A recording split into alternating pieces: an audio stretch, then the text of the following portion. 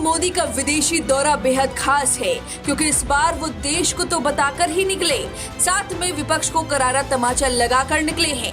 जी हाँ, विपक्ष जो पीएम मोदी की विदेश नीति पर सवाल उठा रहा था, जब मालदीव के राष्ट्रपति मोइजू ने भारत को तेवर दिखाए थे, चीन के साथ हाथ मिला रहे थे। पड़ोसी होने के नाते मालदीव के राष्ट्रपति बनने वाला कोई भी शख्स सबसे पहले भारत का दौरा करता था, लेकिन मोइजू ने ये परंपरा तोड़ दी थी और चीन के साथ हाथ मिलाया था।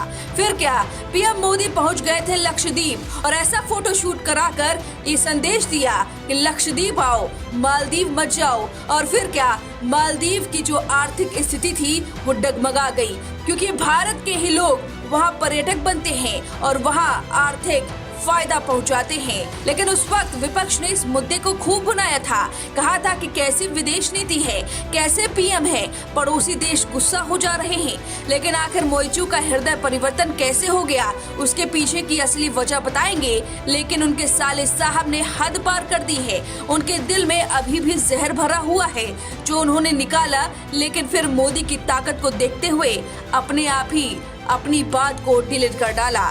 दरअसल पीएम मोदी अपने दुश्मनों का दिल अपनी वैश्विक ताकत दिखाकर जीत रहे हैं।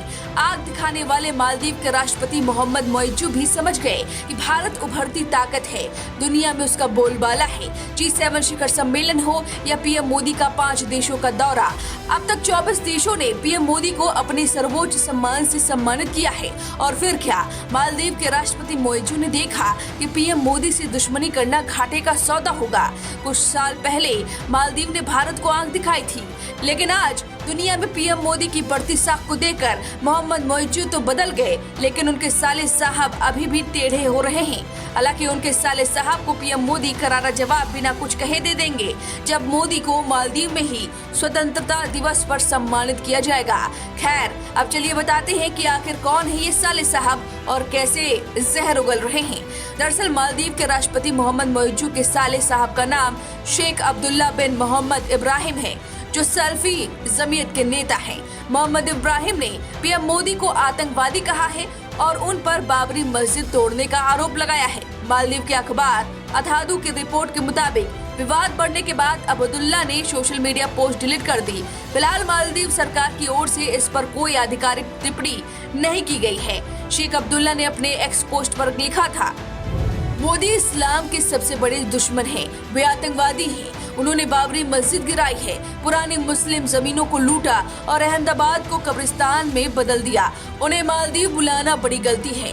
शेख अब्दुल्ला मालदीव के राष्ट्रपति मोहम्मद मोइजू की पत्नी साजिदा मोहम्मद की ओर से बनाए गए एक संगठन से जुड़े हैं।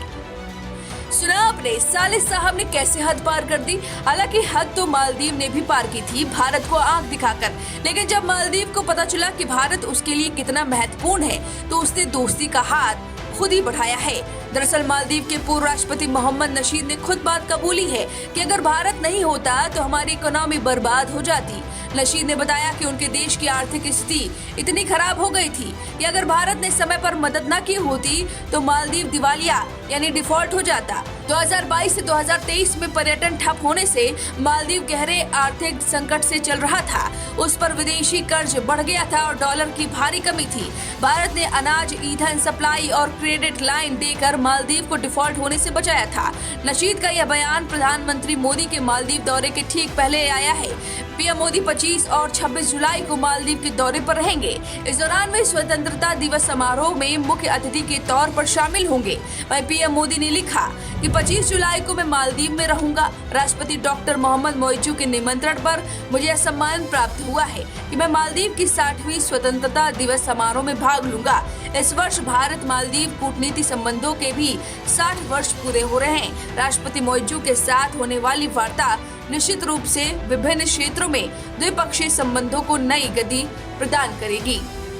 तो इस तरह से पड़ोसी देश पीएम मोदी का कायल हो गया है और उनके साले साहब जो जहर उगल रहे थे उन्हें अपनी बात ही डिलीट करनी पड़ी है। ये दिखाती है मोदी की ताकत। अब इस खबर पर आपकी जो भी राय है हमें कमेंट करके जरूर बताएं। वीके न्यूज, राष्ट्र के नाम।